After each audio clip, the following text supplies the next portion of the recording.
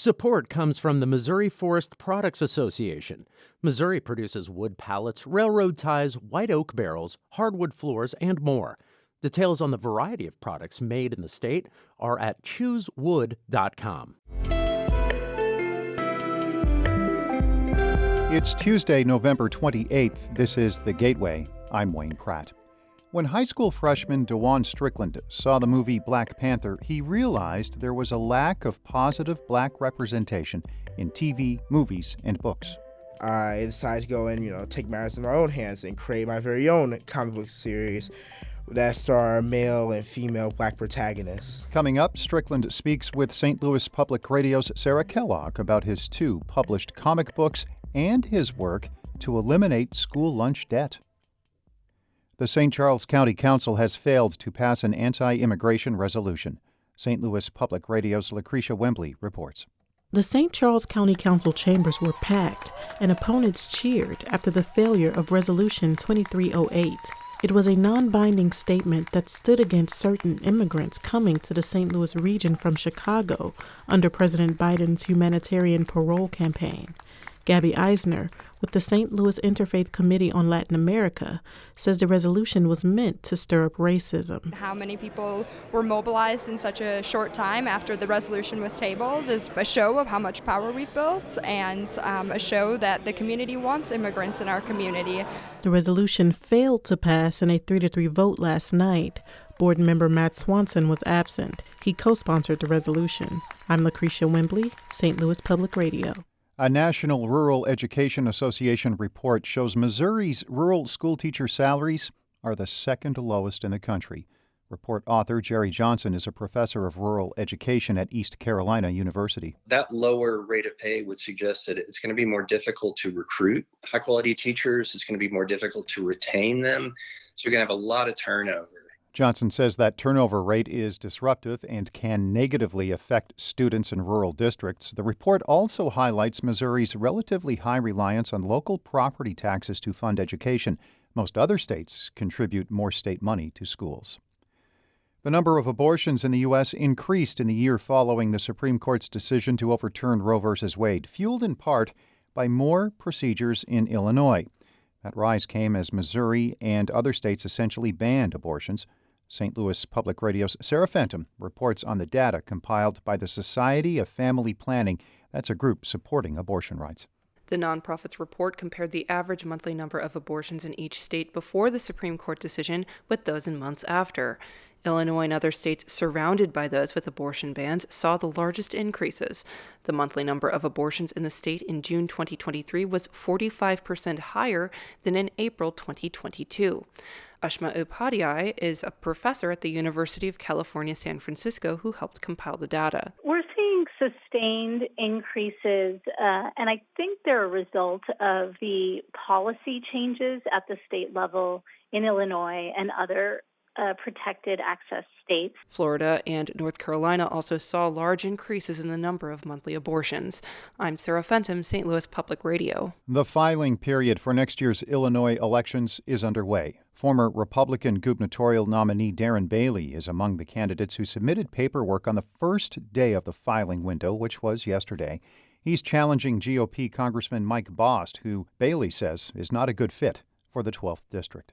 When you consider the representation and the conservative values of the 12th congressional district, the district is too conservative for the congressman. Bost's district includes more than 30 counties, and he cites his 8 years of experience in Washington. I'm chairman of the VA committee in Congress, a full committee chairman, not a subcommittee. It's vitally important. It's an advantage for your district. The Illinois primaries are March 19th.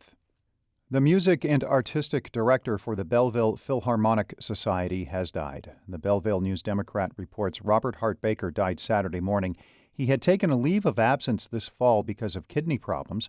Baker led the Metro East Orchestra and Choir since 2016. Before that, he conducted the St. Louis Philharmonic Orchestra for more than 30 years.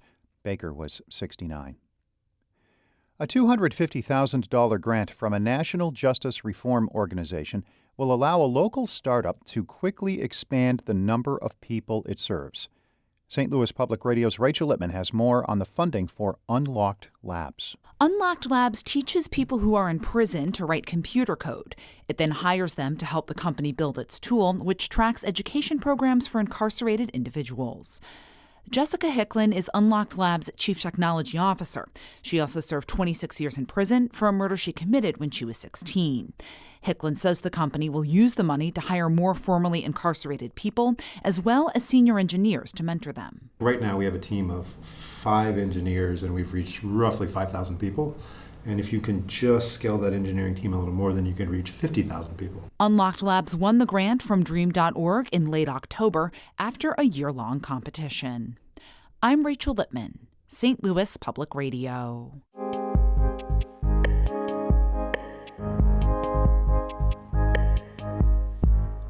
St. Louis University high school freshman DeJuan Strickland says he always wanted to create his own comic book hero.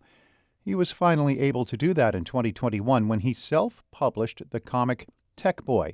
Strickland has since published the second book in the series, Science Girl, with a goal of furthering Black representation in comics. St. Louis Public Radio's Sarah Kellogg spoke with Strickland about his comic books and his efforts to eliminate school lunch debt.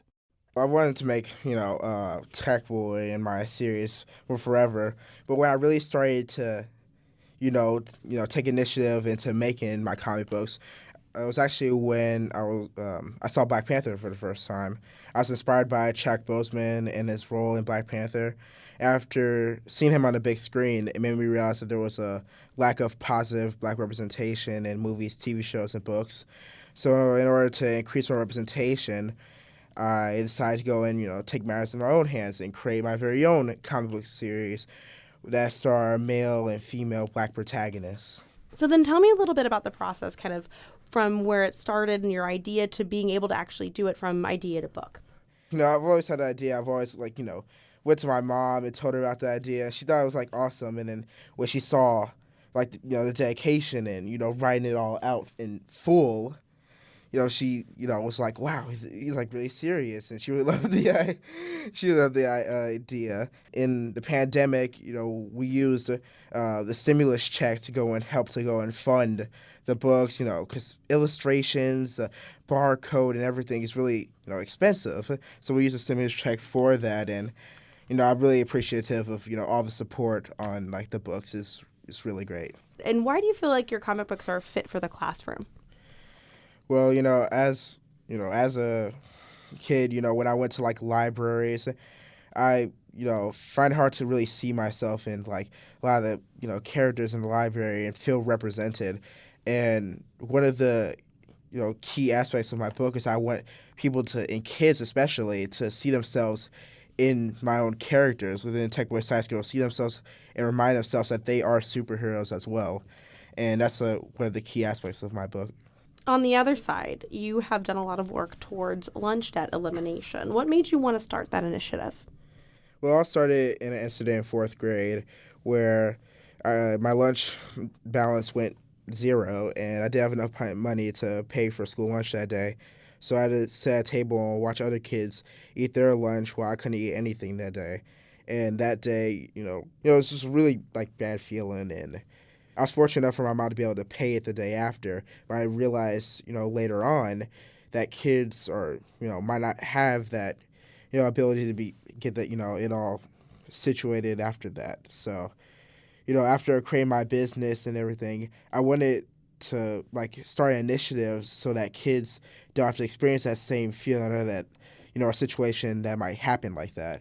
So it made me start Team Tech Boy Lunch Heroes initiative, which, I raised money to go and offset negative lunch balances at schools so that, kids don't have to experience that or have their, lunch balance have zero, because I feel like that kids need to eat. How do you feel that these initiatives, this goal to eliminate lunch debt, this Team Tech Boy, how do you feel it ties in with your comic work? How do you feel like it all kind of works in things that you're trying to achieve? That's a great question, and I think the best answer to that is I guess kind of in sort of way, kind of being a superhero, I guess.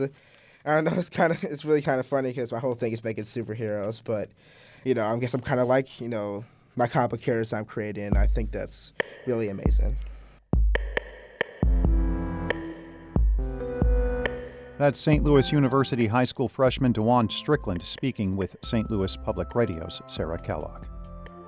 Before wrapping up, the Cardinals have signed American League Cy Young runner-up Sonny Gray to a 3-year contract with a club option for a 4th season. The 11-year veteran spent last year with Minnesota following stops throughout his career with Oakland and the New York Yankees. Gray is the latest in a series of signings to strengthen Cardinals pitching. The team has also agreed to contracts this offseason with Lance Lynn and Kyle Gibson.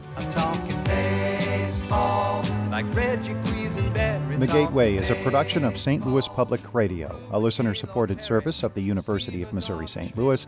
Music by Ryan McNeely of Adult Fur. I'm Wayne Pratt.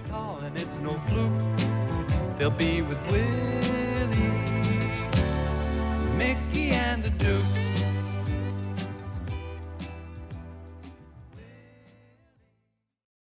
Support comes from the Missouri Forest Products Association, providing more than 41,000 jobs in the production of wood pallets, railroad ties, white oak barrels, hardwood floors, and more. Details at choosewood.com.